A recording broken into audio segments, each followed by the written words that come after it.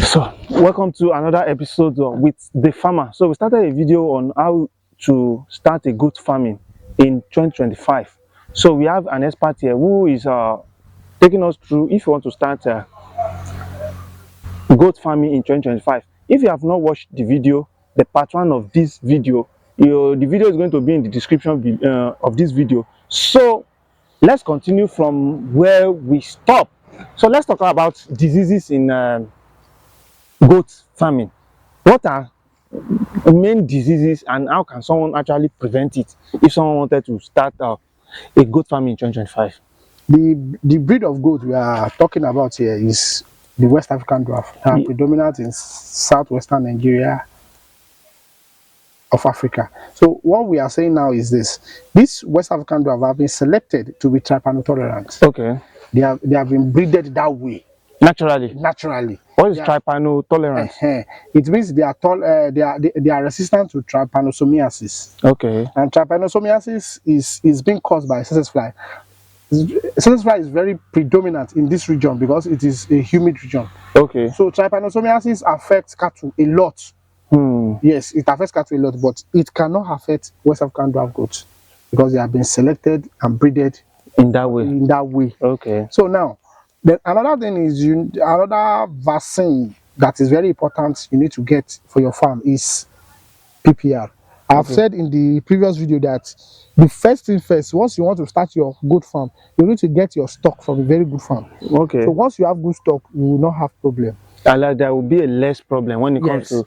The problem will be minimal. Okay. When treating your goat for diseases. Okay. So once you this PPR is a viral disease. Is the name is in French. Okay. It's peste de petit ruminant. Okay. So it affects ruminant animals, majorly small ruminants, which is goats and sheep. Okay. So those are the categories of animals it affects. So you will really enjoy going into goat farming because once you breed your goats, the gestation period, I mean the period of pregnancy, is 5 months. Okay. Okay. So after 5 months, and twinning is very common in the West African dwarf.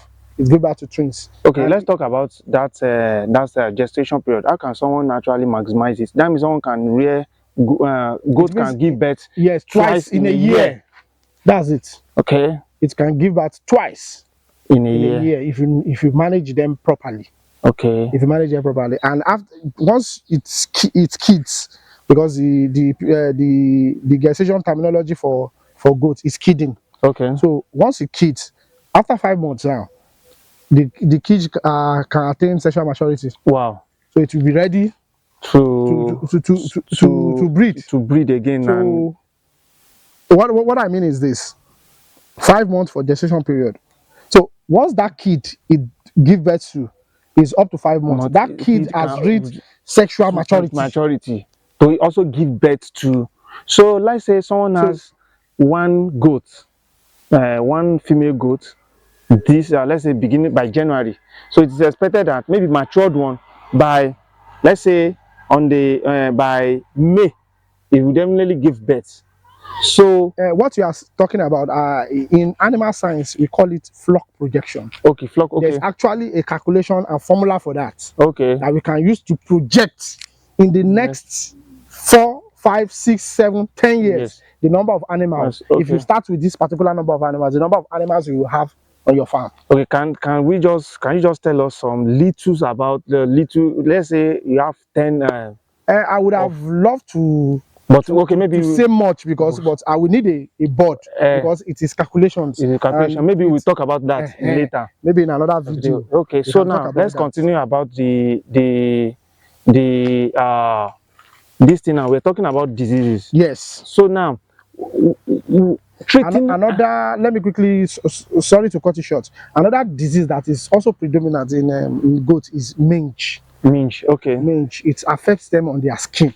Okay. And it grows larger and larger if not treated. Okay. So if not treated, it grows larger and larger. How can you treat this kind of disease? You have to give them something that can deal with both endo and ectoparasites. Okay, is it a parasite? It is a fungal disease. Okay, okay. So you cannot kill them. It will damage their skin.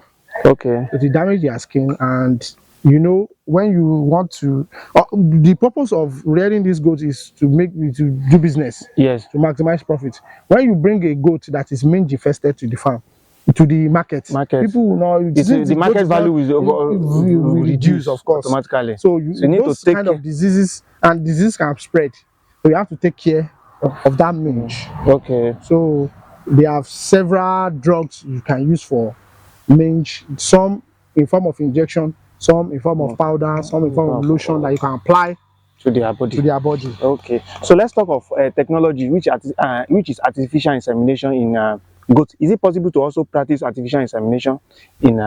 Of course. In fact, it's usually good to use AI, because if you have a particular desirable trait in a particular male or female animal, you can easily select them. Okay. And use them for your breeding program. So most common method used in goats is the use of artificial vagina. Once you collect your semen, analyze, evaluate them. After evaluating, then you inseminate the animal. So it will give you, for example, now there is one goat in my supervisor's farm when I was doing my project for my masters. The goat is very big. Okay. So some people are even saying, maybe it's a cross between Kalahari Red and Wad. Okay. Because there's one breed of goat called Kalahari Red. They are usually big. Okay. They are usually big. Even once you see them, you even think this is a ram. Wow. It's as big as that. So it is a cross. People are thinking it is a cross between Wad and Kalahari Red. So for such animal, you can collect the semen, analyze it, evaluate it, then use it to inseminate. It's possible you can get a big animal that will fetch you good prices in the market. So artificial insemination is and such semen you collect from that particular animal, you can even store it and keep it. Even if you don't have the animal on your farm again, you can store and keep for over a long period of time. So you can use it to inseminate. So now let's talk about the market place for goat meat now. So is it it's very lucrative to go into goat meat, goat business? Yes. The goat meat and the cow milk. Can we just the milk? The goat milk or the goat meat.